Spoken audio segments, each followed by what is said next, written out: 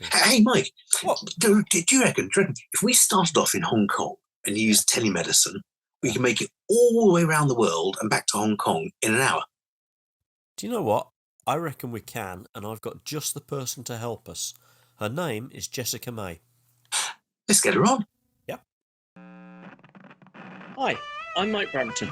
And my name is Julian Ho. Welcome to Veterinary Ramblings. We need to ask the important stuff. So can I ask? Or will you? Go on then. Jessica, I know our listeners, our viewers will want to hear this because you've been a vet. You qualified in 2012, so you've been a vet for over 10 years. So could we ask you, please, just for the record, what's your favourite bread? My favourite bread? Well, I love a good seedy loaf. So something brown and crusty and wholemeal, and it feels like I'm doing good for myself. So those are very tasty for me. You cut the end off when it's still warm and slather it with butter, don't you? I like the crust. I must admit that I like cooking, but my sister is a real whiz at dough and yeast and bread making in the kitchen. So she did try making fika buns the other day, and that was a first attempt, and they were very, very tasty. So I will happily be a taster. So fika buns, are they the same as bao buns? The steamed? No, so I don't know how you make a bao bun, but they're kind of very white and very soft and very light. And they're made in Hong Kong and Asia, aren't they? Yeah. And they are. They're great. I make them. They're great fun to make. But no, I know what fika buns are. The Swedish ones. They look like a knot. Yes. Yeah. And you have cardamom or cinnamon or really delicious flavours. Yeah, cardamom can take or leave. I love cardamom crushed up in a curry. So talking of bao buns and Chinese cookery, tell us about Hong Kong. Hong Kong, oh wow. I recommend it to anyone on a trip, either directly to go and visit China or on their way through to anywhere else, like Singapore or Australia or Japan. You can cherry pick the best bits in 3 or 4 days and see some incredible things. And I absolutely loved my time there. I spent nearly 2 years there. And it's a huge melting pot of people from all over the world. It's a super exciting place. Sure. Wow. So now, when was this? Was this before the British were kicked out, or were you allowed back in? They handed the British handed back Hong Kong to the Hong Kong people in 1997, I believe. Was it that long ago? It was a while ago. Yes. But you're right. It's a protracted. Last year, was it, or a year before? 1997. My goodness. But you're right. I believe it's a protracted handback period of about 50 years. So we're still in that period. But I was there from 2014 to 16. So about 6 or so years ago. Never somewhere that I thought my veterinary career would take me. That's for sure. No, and So what took you there? So I was an equine vet, right. And I was doing an internship at Bell Equine in Kent, and I was reading through the vet record, and the Hong Kong Jockey Club had a fantastic article, and racing wasn't something that is in my background and wasn't something that we really saw as a caseload at Bell Equine. So I thought it would be a great complement for learning. And so I thought, why not? It was one of those spontaneous decisions, and it sounded and just felt right. It just felt exciting. So I just went for it. And did you work for the Hong Kong Jockey Club for those 2 years, or did you do other things? Yes. So I was an intern for them.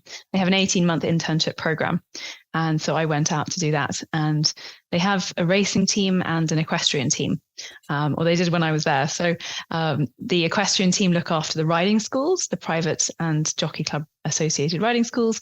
And then the racing team, which is a larger team, looks after the horses training and racing. They like their gambling, don't they?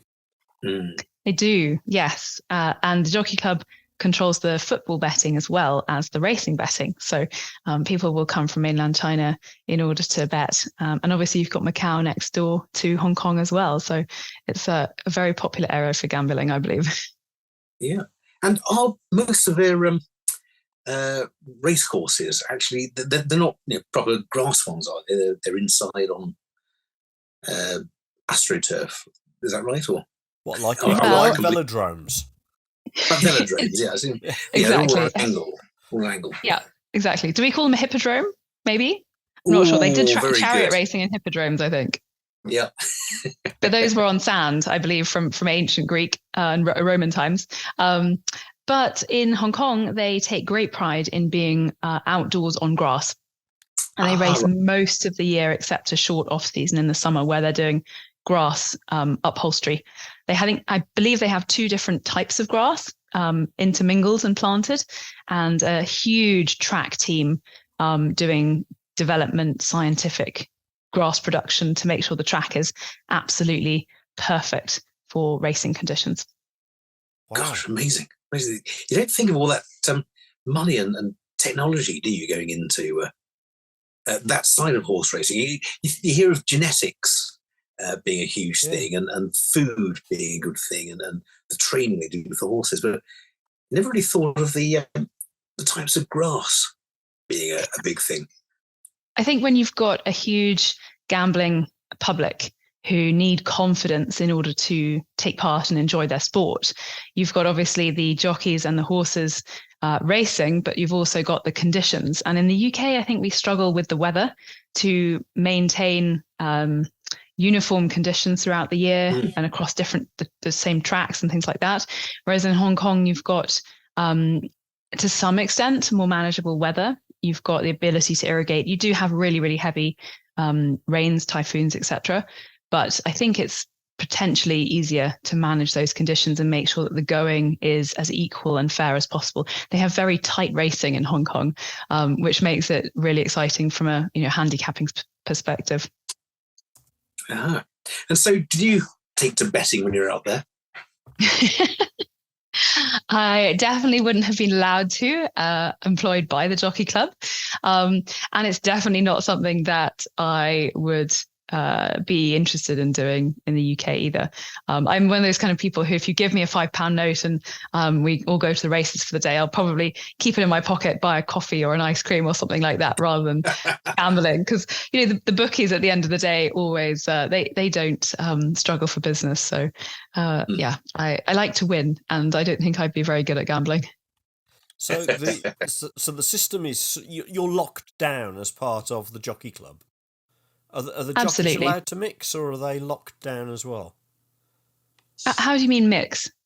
Well, maybe I'm a bit biased here, because the other gambling sport that I know is keirin racing in Japan, which is bicycle racing. And for the season, the cyclists are locked up.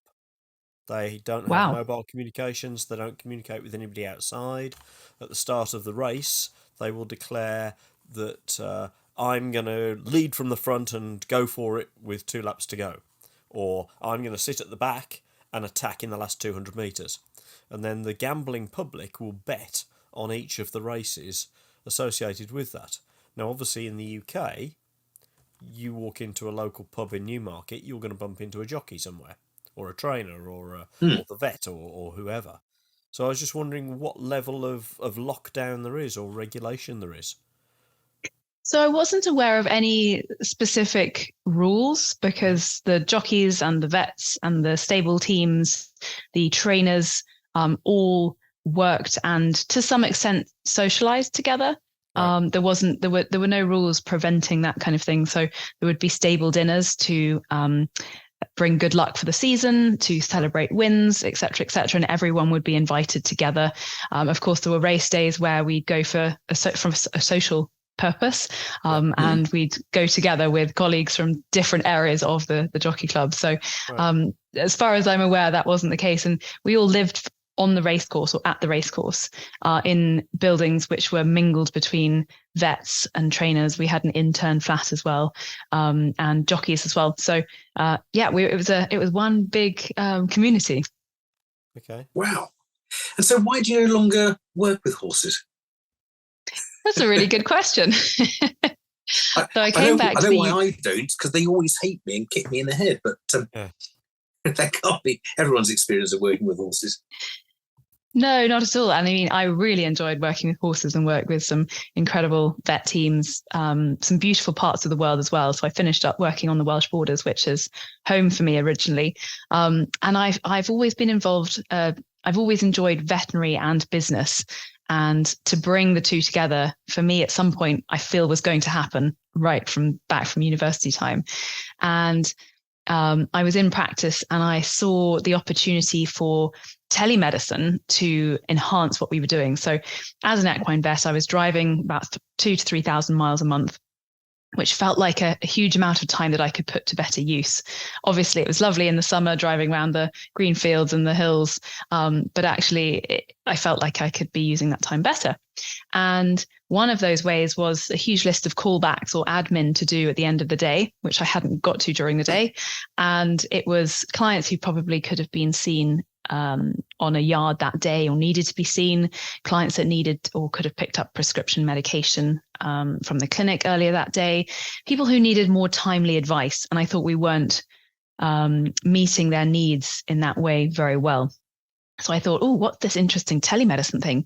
And I'm a diligent vet. I like to keep my records, but even I was struggling to make sure that I brought pictures from WhatsApp, videos from email, and the various other ways by which clients communicate with us and bring them into one place in a nice, neat workflow.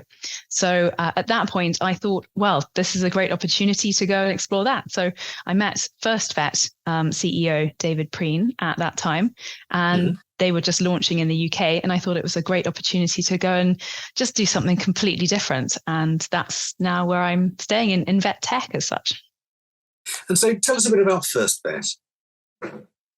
So FirstVet is a Swedish telemedicine company. It's an independent company. So there's a whole spectrum of telehealth providers and platforms out there, which people will be increasingly familiar with from WhatsApp, and Zoom, etc.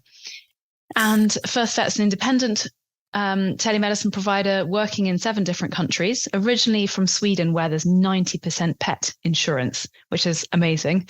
Compare and contrast that with 30% approximately in the UK, and then in Germany and the US, only about 1%.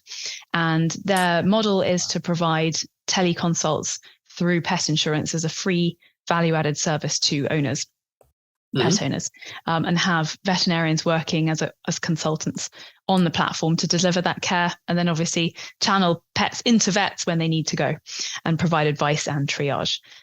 So that's a little bit about FirstVet. Interesting. I wonder, it would be in the insurance company's best interest just to say, no, you don't need to see a vet. Potentially, you could say that. But actually, if we look at the way that it's delivered, and ultimately we've got veterinarians in FirstVet's case, sometimes veterinary nurses in other cases, other platforms, we're all trying to deliver care in the pet's best interests. And I think when you have vets with the ability, with no extenuating factors, with the ability to simply practice good veterinary medicine, you've got this, what I describe as a beautiful golden triangle with the pet, the vet, and the owner. You've got the pet at the center of it. And when you're simply needing to answer the question, what does this pet need next? And you don't conflict the veterinarian's clinical decision making with any requirements as such, then I think you've got a model where you're delivering really good care. And I think it would be a very serious step for insurers to try and lead veterinary consultants to alter their opinions in any way other than simply purely around pet welfare and clinical excellence.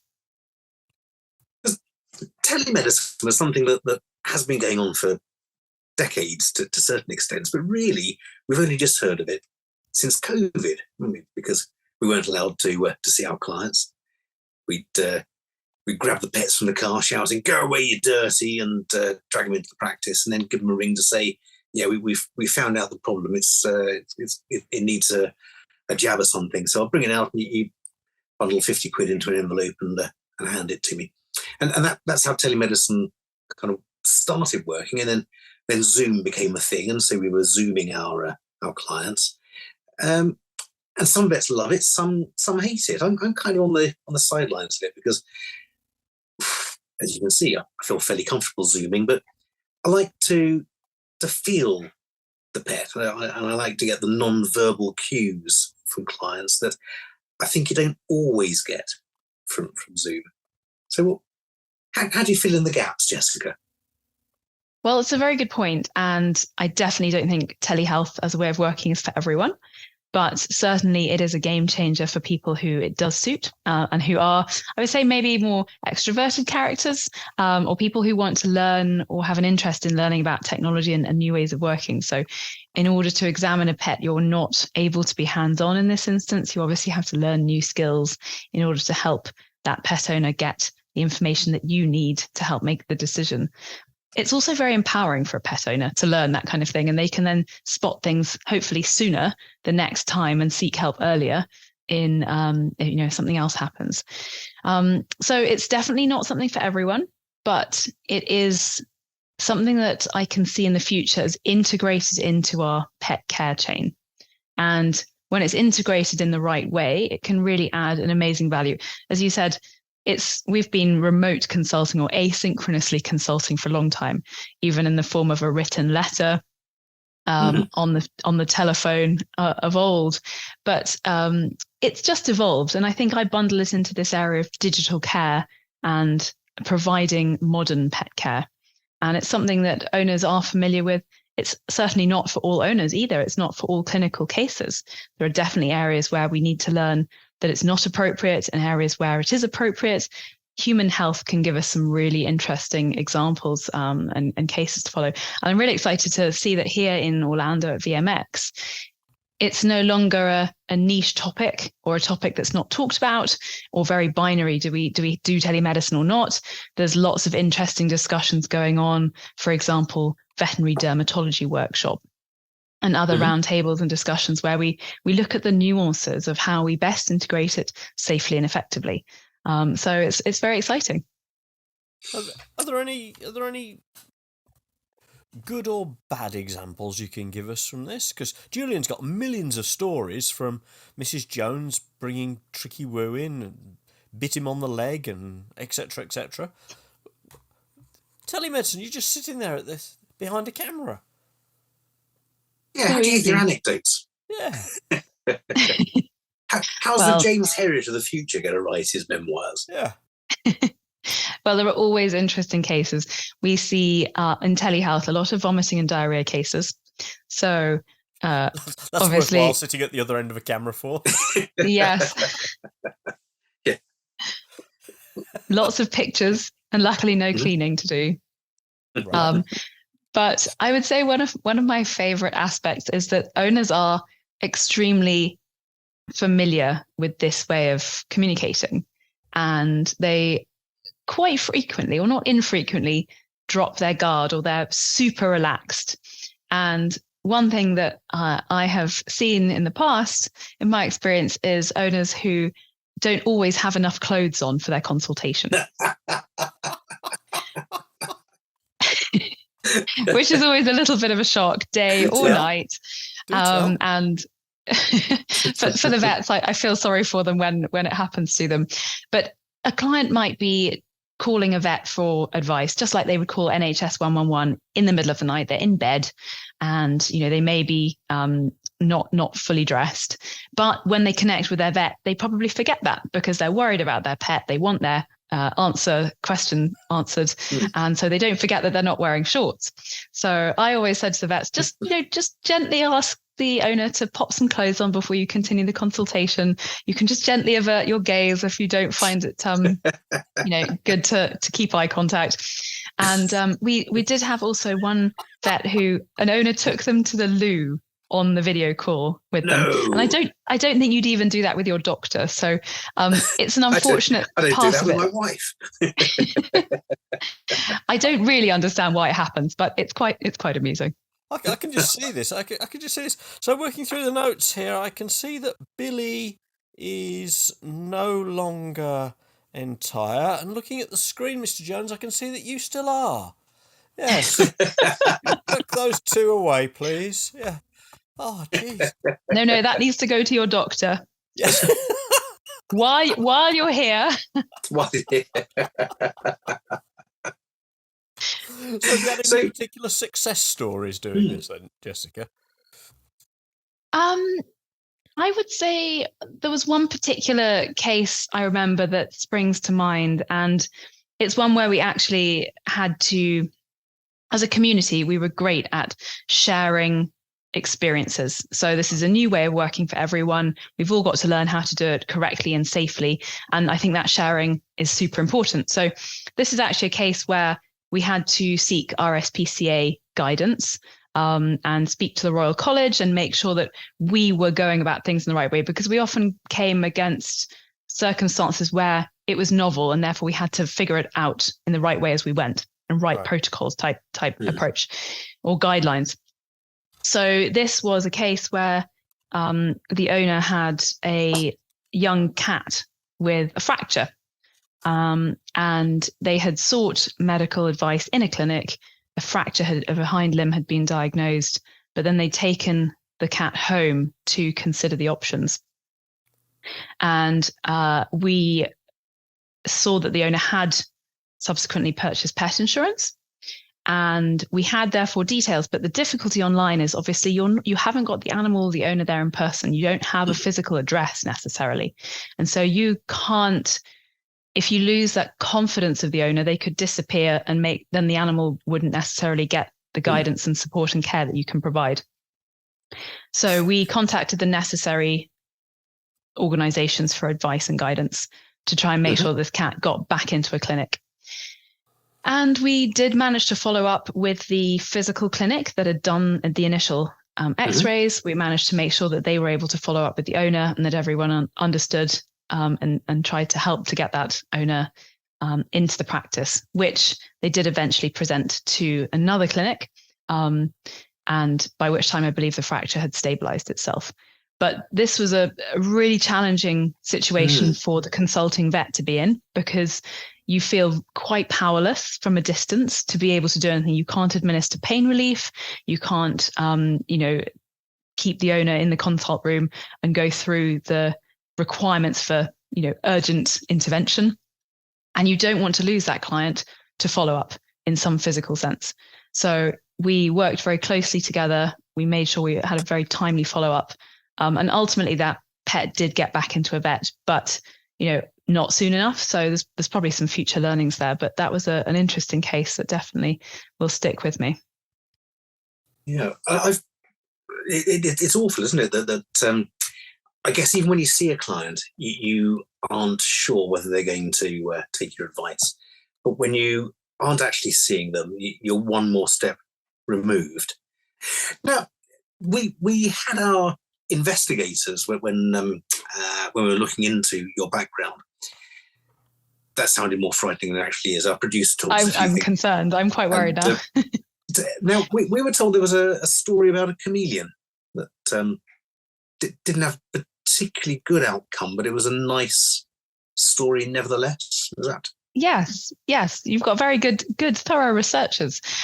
This chameleon was probably my first ever teleconsult at FirstVet, and the owner was needing emergency care. His son had got this baby chameleon for his birthday, and he was just searching on Google for advice because this poor baby chameleon was changing color rapidly and looking very distressed because it had got its tongue stuck out. And I'm not an exotics vet. I'd come from equine practice. And so I did what every qualified veterinary professional would do and know their limits. So I remember having the client on the phone, and he'd found a customer support number. He hadn't found the video call option. So I had the customer on the phone by my ear. I had Dr. Google on my laptop. And I soon decided that the chameleon needed urgent attention in a physical practice. So I looked up the owner's postcode they gave me, and I said, look, your nearest exotics practices are here, here, and here. So you need to pick one and go there straight away. And unfortunately, the chameleon was euthanized because the tongue was broken. I believe that you can suture them back in place sometimes, but not in this instance. But we were able to get the chameleon in to see a vet in person as quickly as possible. So, that was probably the one and only chameleon I will ever see in my career. But I now know a bit more about them, which is good. There we go. Well, it must have been karma. Come a chameleon. It's not worth it. I won't do those anymore. I'm sorry. I got that one. I wasn't feeling very well.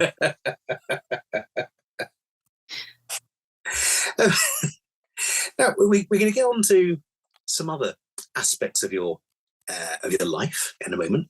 That's all right. But I just had a couple of questions about. You love technology. Is that fair to say? You love appropriate technology, perhaps I'd say. And exploring how that can help you as a vet and the profession. Is that? Well, I do, but it's definitely not something I ever set out with the intention of pursuing. I would not say I'm a hugely techie person as such, but I see the potential for it to help us to improve and advance. And I think that's super exciting. As a vet student and as a child growing up, my only intention was to be a vet. And that was definitely a clinical on the ground vet delivering care at the coalface. But when I was in practice, obviously you just don't quite know what's going to come up and what opportunities might present themselves. And for me, a wiggly career path is definitely something I would choose to do again. So I did the BSc Vet Sciences degree at the Royal Vet College, and then I did the graduate vet medicine program. So that already produced added a few kinks into my career.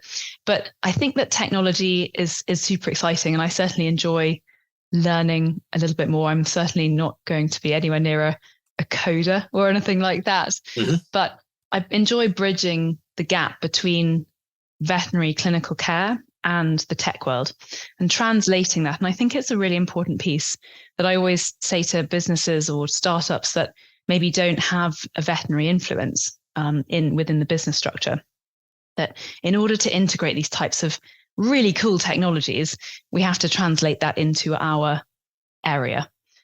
So to have those people within the structure, either sitting in the organizations or between them on an advisory level, I think is super important. So that's where I find myself at the moment, but it can be a little bit surreal. So from what age did you want to become a vet? I was one of those ones that watched James Herriot. Okay. So I grew up with James Herriot, and from the earliest age, I would say the earliest age I can probably remember is about 8 or 9. And my mum gave me some wonderful career advice, which I think, is probably nice for everyone. It's do something that you love. And at the time we lived on a farm, and the only thing I knew was animals, and I'd seen vets coming to the farm to work with animals. So I was, smitten, and that was the only thing I was ever going to do. Wow. You're living the dream. Living the dream. Absolutely. I love being a vet. I love being in the industry. I love the fact that it's small and we're a tight-knit community, even though, I'm currently in Florida. There's people here who are from the UK and we link up and we're all talking about the same thing on a global level. So yeah. I really enjoy that aspect. It is a global village, isn't it? That profession. Global village, yes. Where did the interest in technology come from then? That's a good question. I don't really know, other than around about 5 years ago, I was curious, as I say, about how telemedicine could help us solve some issues we had in clinic, from observations generally.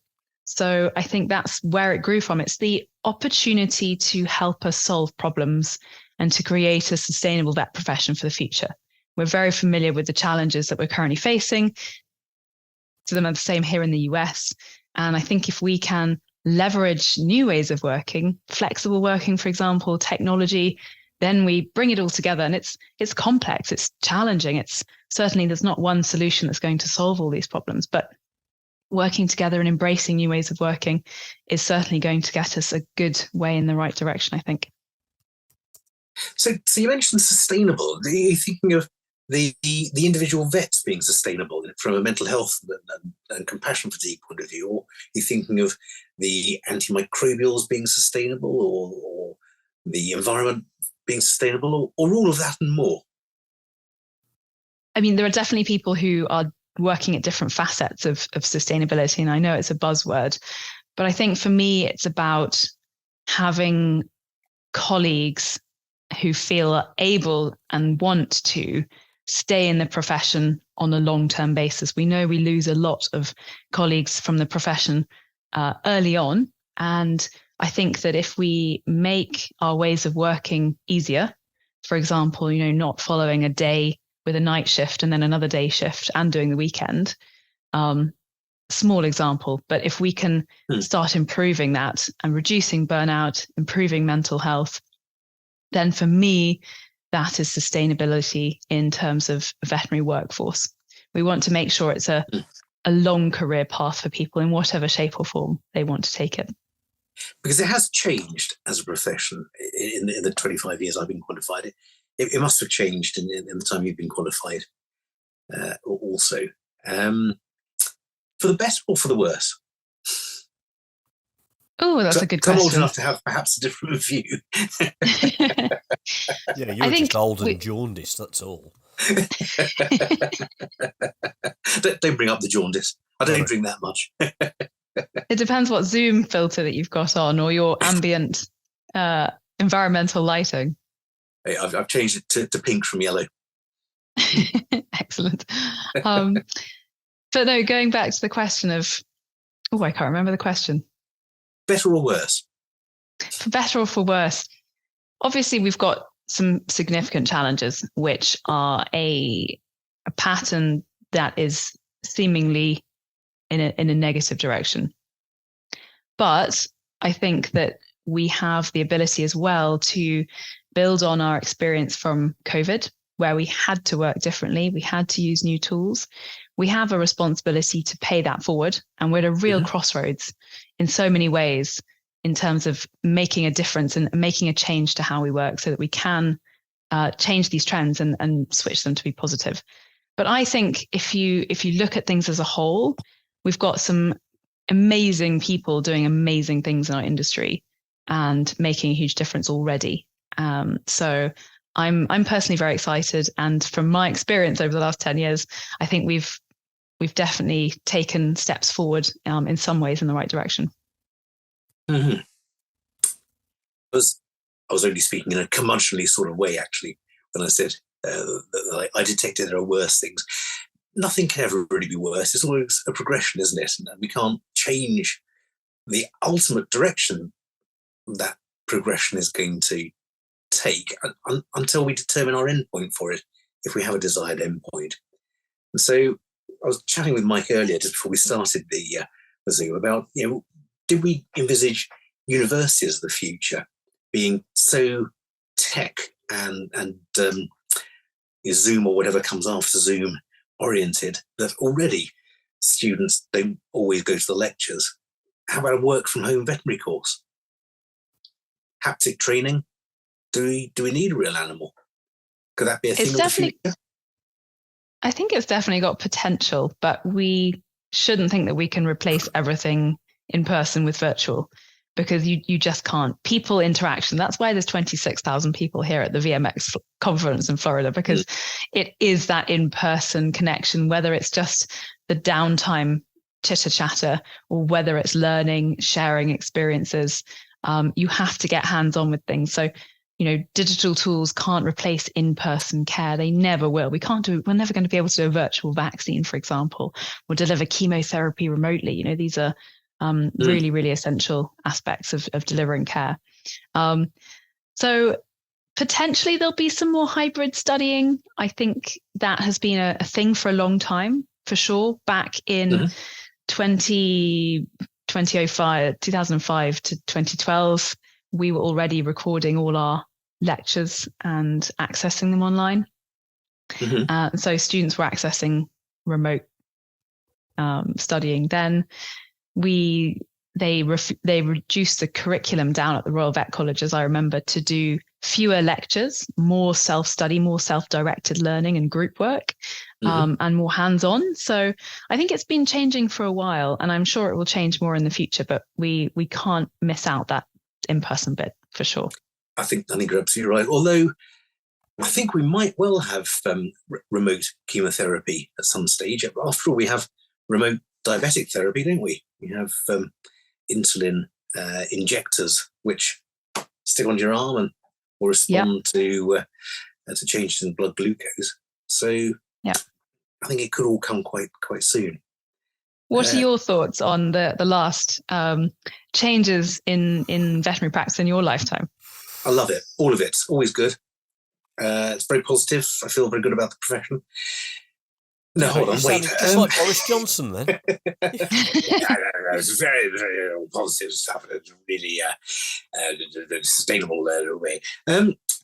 I think it has changed immeasurably, and that change has put lots more pressure on vets, particularly the younger vets. I was a young vet once, and although I felt very pressured, I don't think I was as pressured as the vets coming out of university these days. We all hit the ground running. We all make our mistakes and live or die by them from a career point of view.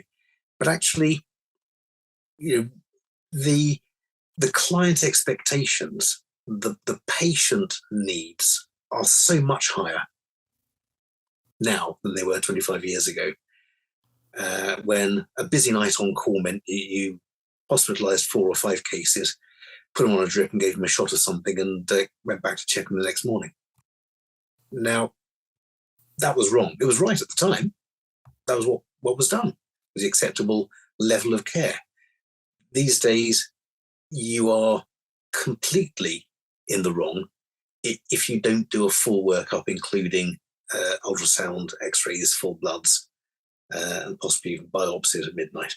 So those sort of pressures to new vets who are sure that they're going to get sued every single day of the week, who are also sure that they have to charge the clients an awful lot of money. It's a very expensive commodity, isn't it? And they're not sure whether they're worth that money, whether their time is worth that, whether their knowledge is worth that. So the profession is fantastic. The things we can do are absolutely amazing. The resources we have, quite incredible. The pressures, wow, they are no good at all. They're huge, and I think they're breaking a lot of vets. So there we go. That was me. I think you're right. There's huge pressures on vet staff in general, vet teams.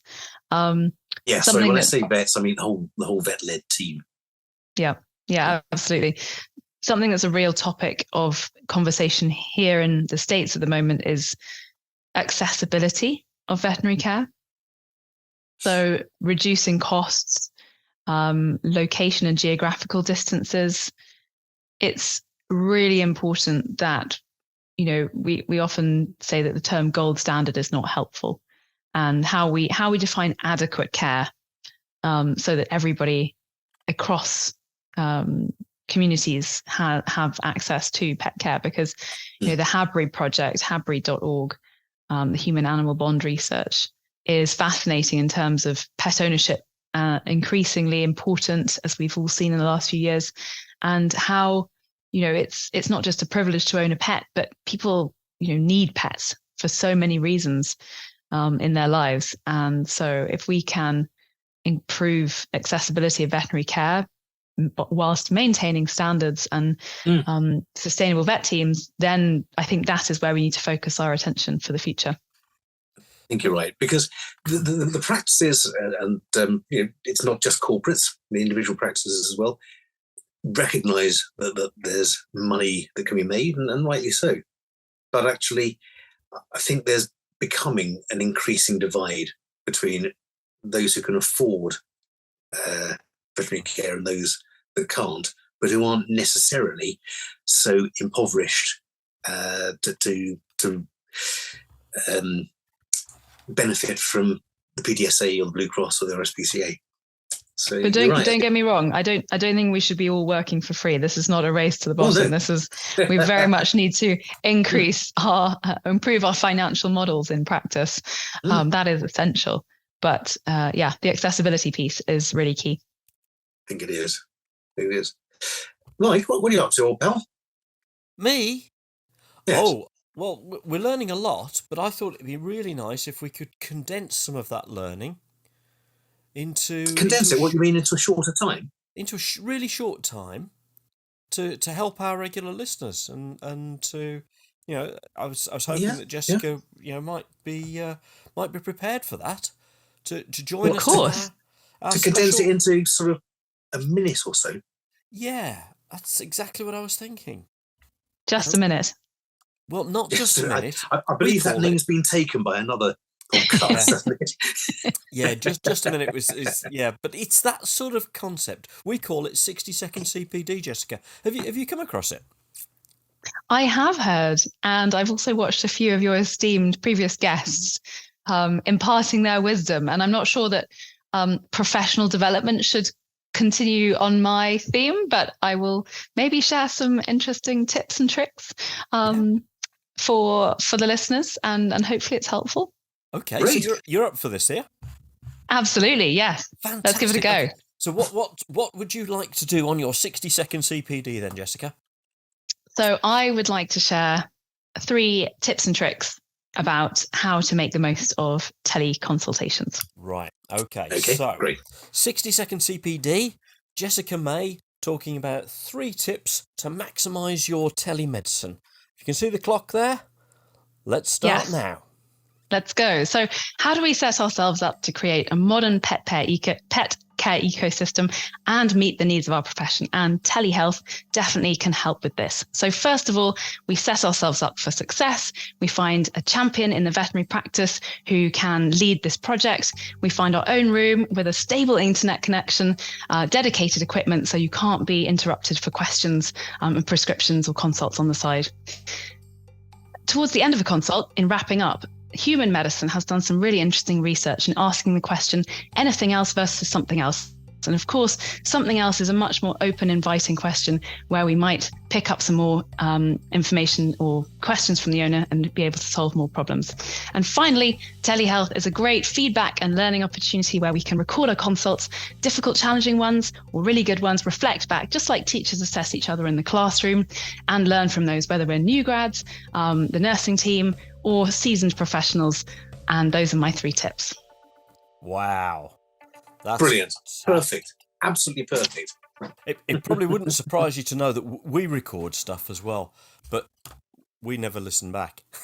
No, never do. Best not to. It's actually really awkward for some people. They can't think of anything worse. But once you move past that, actually, it's a really, really good way of learning. And I was sad when I remember vet telling me that in their practice, the recording in the consult room is actually CCTV to protect the team. So actually, if we look at this in a positive light, we can use it as a great learning resource. Yeah. I just don't think I want to be reminded of the way I set up some questions. Thank you very much. I like to think that that's one of the things that our listeners enjoy. Well, it's got to be something. Well, it's got to be something. Because we have some listeners. We have no idea why or how. Some. How many is some? 10? Or 3, 4 thousand. More than 3 one. or 4,000. No, we've got about 3 or 3,500, I think. It's an amazing podcast. Can't Very believe it. loyal listenership. I think it is. So tell us a little bit about Flexi now. Just a couple of minutes on Flexi.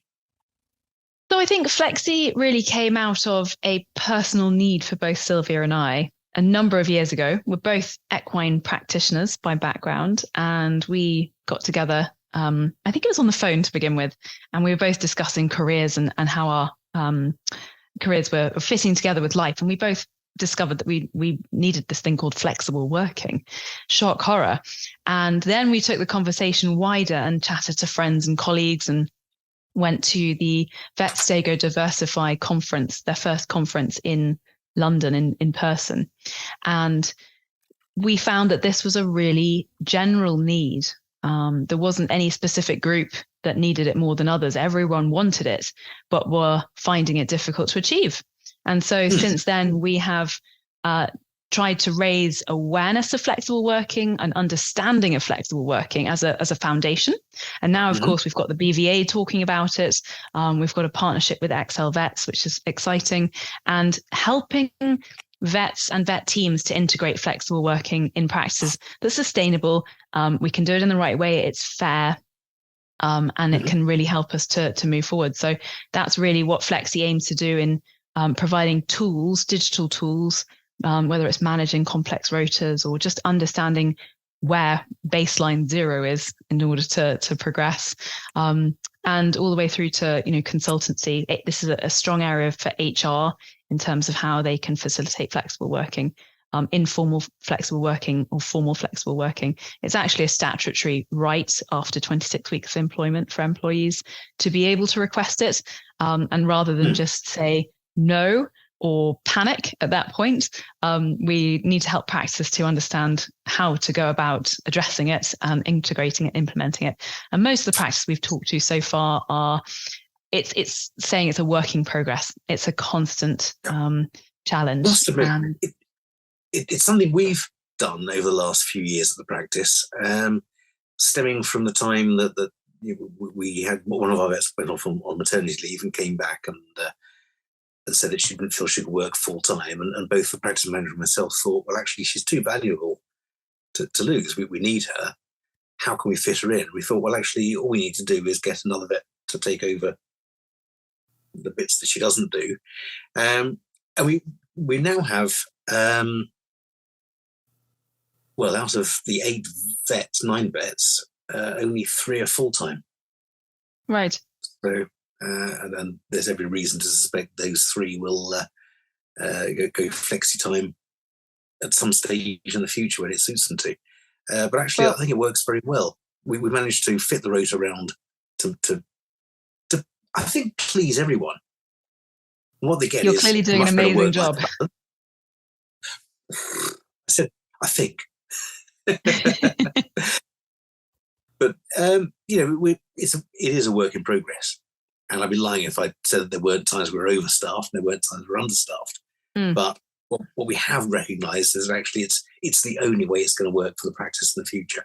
We can't get full-time vets anymore with the numbers we want, the calibre we want. So we get... Well, as you say, we don't want to lose that talent. We also don't want to shut the door and make it very binary for veterinary professionals having to choose between having a better balance and staying in the profession. It really doesn't need to be like that. And yes, it's complicated, but it's not too challenging to figure that out. And we always say that flexibility means something different to everyone. You've got this jigsaw of life, and that jigsaw's constantly changing too. So what suits one person won't necessarily suit another. If we blanket rule a 4-day week for everyone, that's probably not going to work for some people. Yeah. Might work beautifully for others, but we can't just change the whole structure and make it fixed. That's not in the nature of flexible working. Right. So it's very important. So does Flexi work as a consultancy? You've got a toolkit, a roadmap, consultancy with apps, with technology, new startup business. How do you work? It is a new company, and we've been going for a few years, and Flexi's developing or leveraging technology to build digital tools to help practices. So, for example, finding out where they start. So we've got a questionnaire survey. It's an assessment tool where practices can work through the senior leadership, whether it's a director or a practice manager. This assessment tool helps them to understand what flexible working means and where they are doing things really well and where there's room for improvement. And it gives you a score. It gives you a badge, which can be displayed on your website. First of all, that's great for retention because it hopefully stimulates a conversation within the clinic about where are we and what are we doing. But also it's great for recruitment because it shows that, yes, we're a flexible practice. This is our where we are now, but we're always trying to improve. So hopefully it will set practices apart from each other and, highlight good places to work, that are places that are really looking out for their teams and trying to make this a good way of working. And then in the future, developing more tools and the consultancy piece to support clinics in achieving this flexibility. So you do this 9 to 5, Monday to Friday? So no, this has been what we call our side hustle, but now becoming a more mainstream, normal daytime job. Yes. Okay. So Sylvia's taking this forwards, which is very, very exciting. And we're always looking for partnerships. But really, we're here for practices and for our colleagues to make sure that we're all here in the future. Amen to that. Amen. Great. But your CPD was excellent. And I think it'll encourage people, hopefully, to try their hand or their phone at telemedicine. Absolutely. I could talk about it for days. Not in 1 minute, you can't. No. I think it deserves a certificate. Have you got one? Oh, wow. Oh, by sheer coincidence, I have. Okay. So it says... Let's see what he's prepared tonight then, shall we? There you go. It says, certificate of seeing from afar and necessity being the MOI, the mother of invention. Because it's the COVID necessity that pushed telemedicine. So we have a chameleon on there, just in remembrance of your chameleon. We have a remote control, and we have a couple of pictures of the British countryside, which you claim to like. I know you love. And we'll talk about your hiking exploits in a moment, shall we? And yes. a little calf there. That's very kind. Thank you. Well, they often do, because you can't eat them otherwise. Can I upload that to one CPD on my record? We think you can. Absolutely. Yeah. We think. Oh! Hang on. To fully qualify. Yes. We do need to reflect. We do. Do you have a reflective question there, Jessica? Could you set a reflective question for our listeners so that they can qualify for their unit of CPD with the RCVS? Well, I think we should all take a moment to reflect on the pandemic and the lessons that we've learned and how we can put those lessons to good use. Okay. Yeah, good question. Do you have any guidance notes for that? I mean, again, I could talk about this for a long time, but I believe that the RCVS has set out some nice questions by which we can ponder that. Okay. So I would guide listeners to look at those. Okay. Well, let's do that. Thank you very much. Good advice, and a beautifully presented bit of CPD. Excellent. Now, I segued briefly into hiking, and that's something that I think is close to your heart, isn't it? Yes, I love walking. Love getting outside. I want to know what these veterinary walking exploits are. Well, I think Paul Horwood organises. I can't remember the name of the group, unfortunately, off the top of my head. But there is a group, isn't there?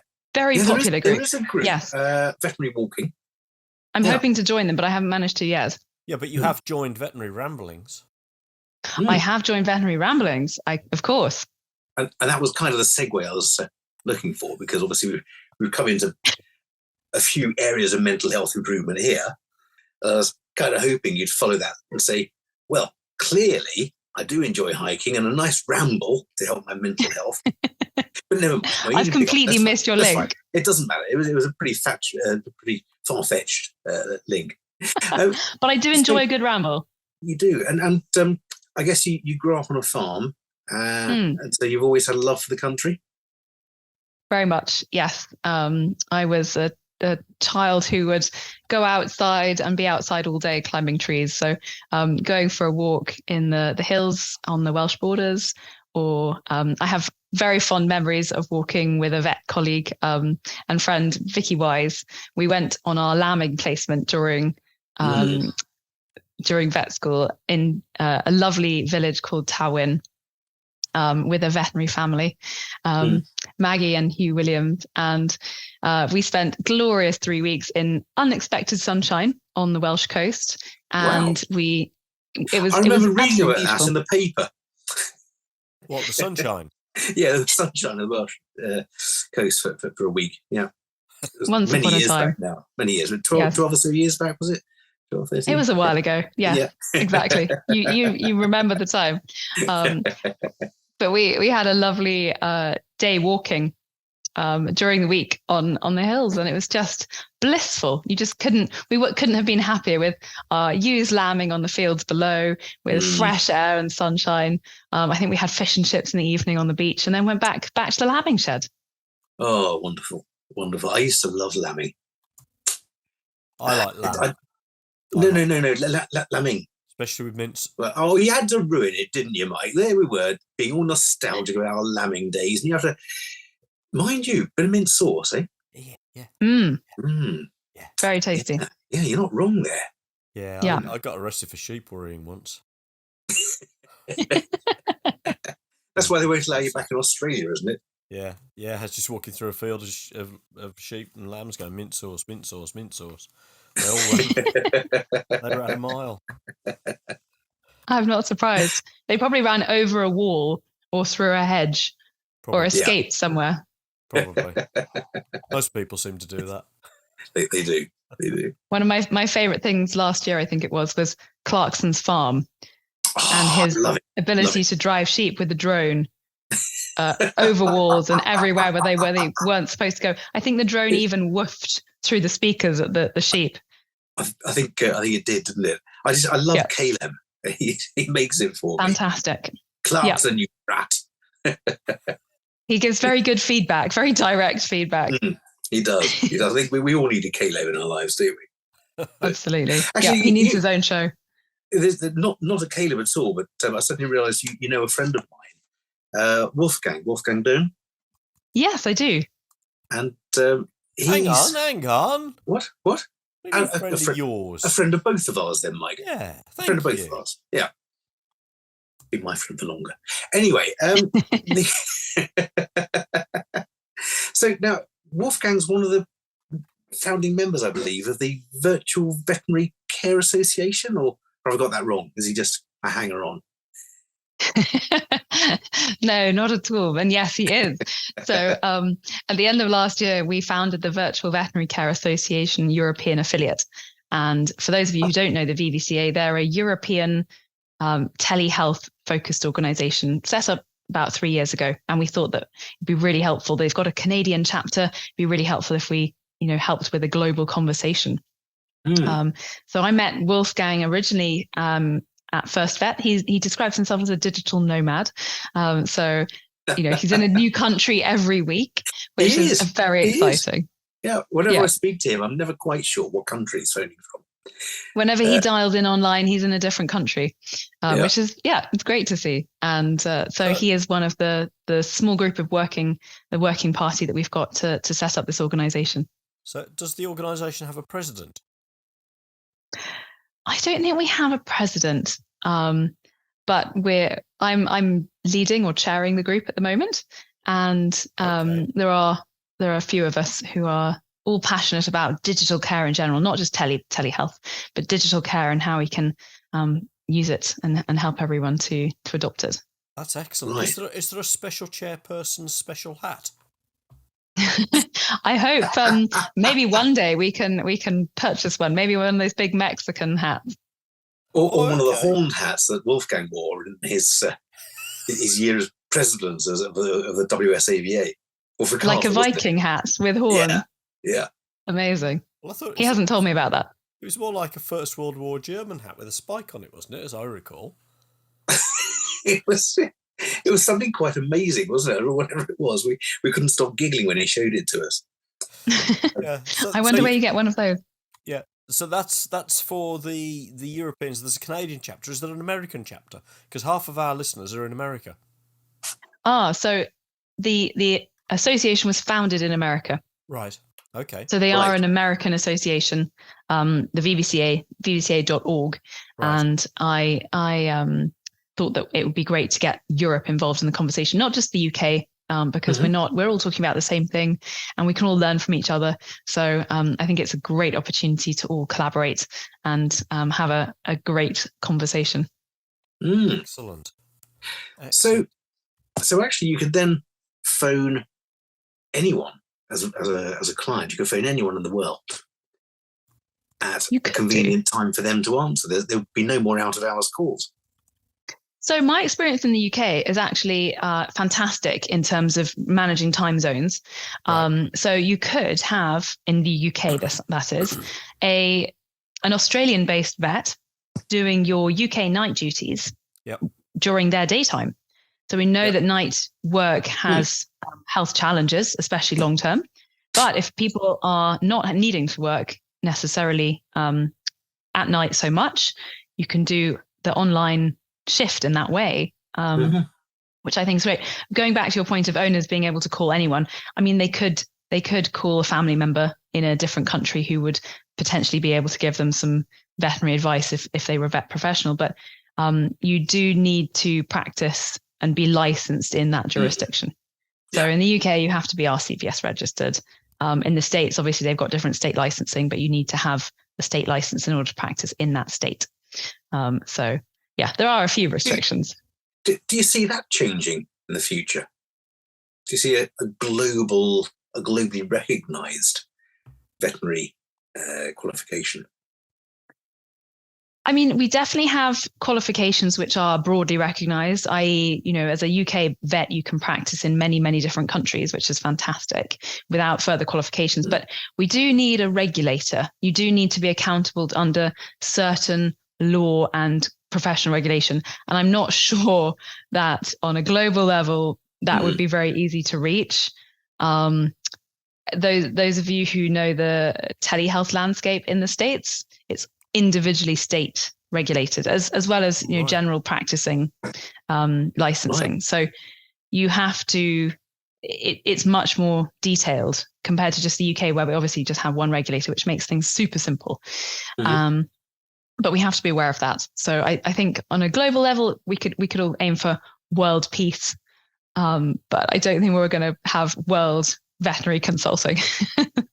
So there'll be no peace in our time. No Neville Chamberlain of the veterinary profession.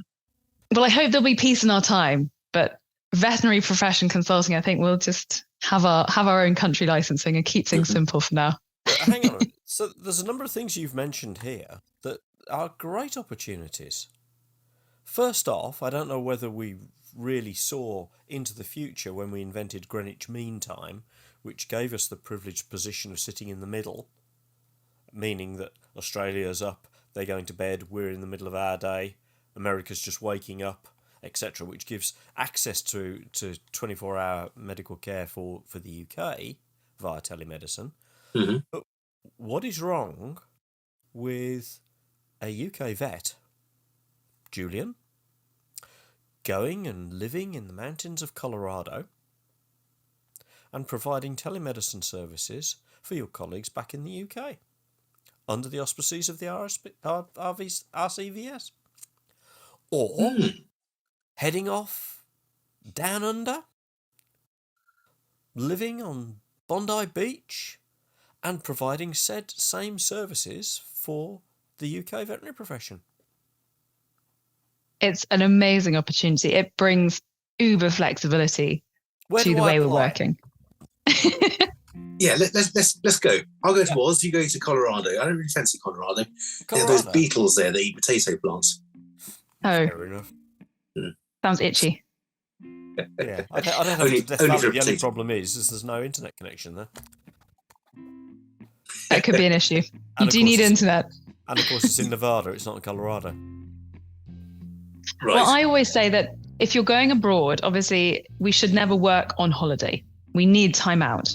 But if you're going to live abroad or go for an extended period of time, then it can definitely mingle with traveling or, a digital nomad lifestyle where you have your availability, you know where you're going to be available. The only thing you need is a stable internet. And, you don't necessarily need to be doing video consulting. You could be doing asynchronous text or video consulting or other way.